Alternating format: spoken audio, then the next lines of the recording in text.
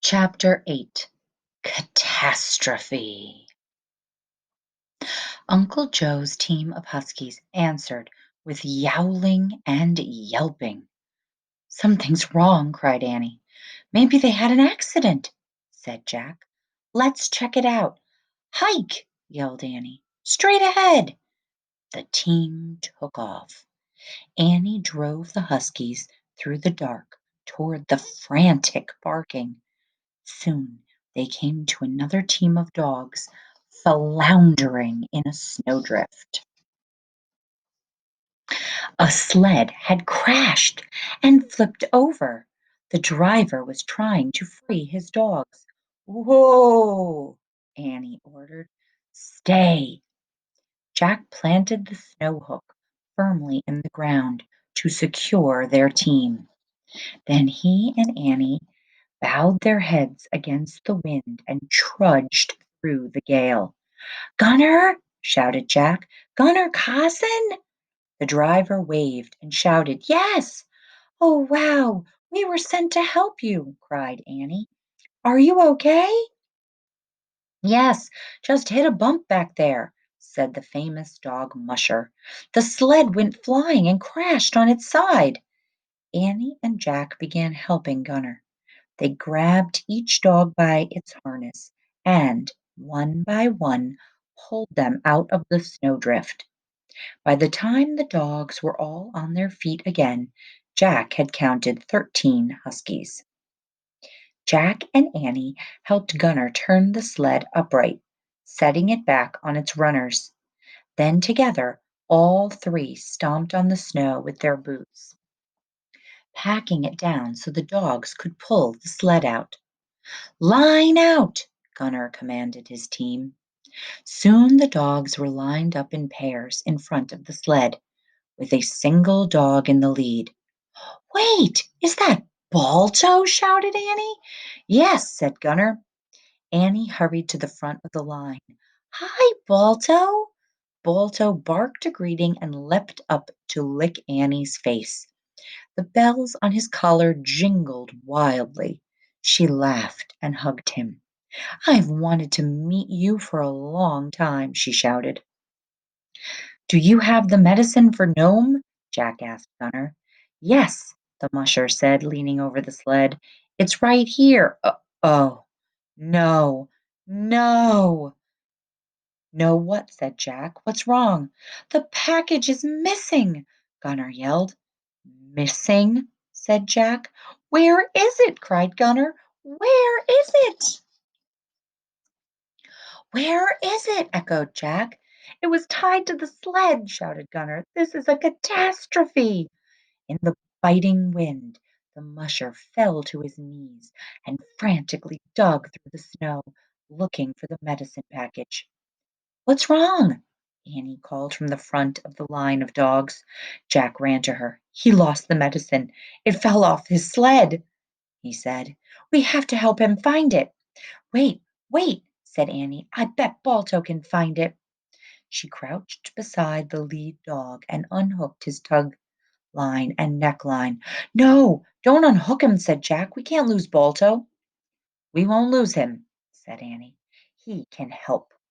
She grabbed the lead dog's head between her mittens and put her face close to his, saying words Jack couldn't hear. Then she released Balto. "Find the medicine! Find it now!" Annie yelled. While Gunner crawled around in the snow looking for the package, Balto took off in the direction his team had come. With his nose to the ground, the husky trotted back down the trail. "Let's follow him, Jack!" cried Annie, leaving Gunner and the rest of the dogs behind. She and Jack hurried after Balto. They trudged through the snowstorm after the eager dog, following the jingling of his collar bells. When Annie and Jack reached Balto, he was whining and digging through the snow.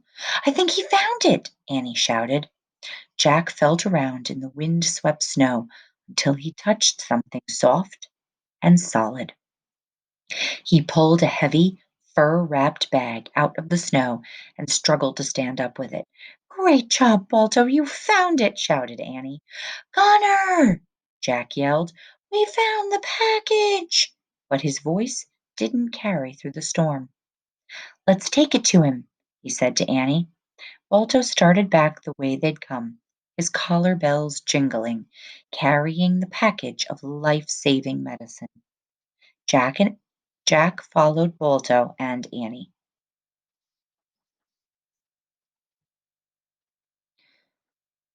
When Annie and Jack reached Balto, he was whining and digging through the snow.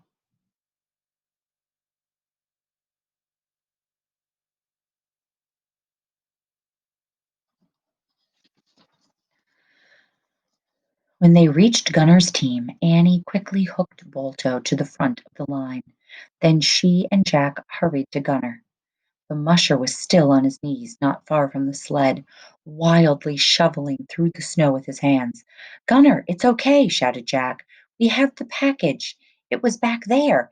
It must have fallen out when you hit the bump. Balto found it, said Annie. Gunner gave a happy shout, staggered to his feet.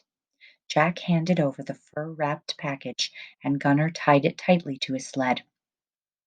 Go ahead, we'll follow you, Jack shouted. We can help if you need us again, said Annie.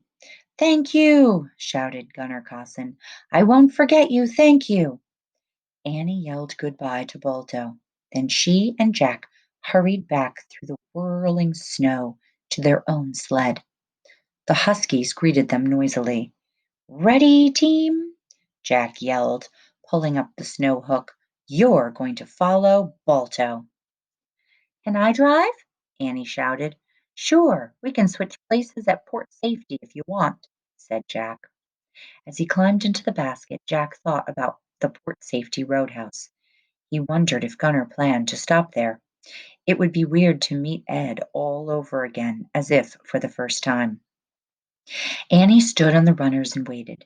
Soon jingling bells could be heard.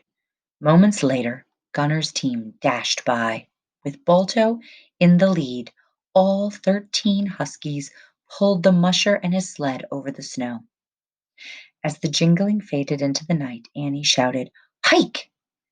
The 8 Huskies bolted forward and got back on the trail, dashing after Balto's team. As Jack bumped around in the basket, he held on to the sides and closed his eyes against the fury of the storm.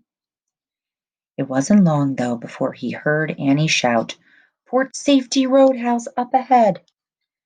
Jack opened his eyes and saw the log cabin. Jack, look, Gunner kept going, yelled Annie.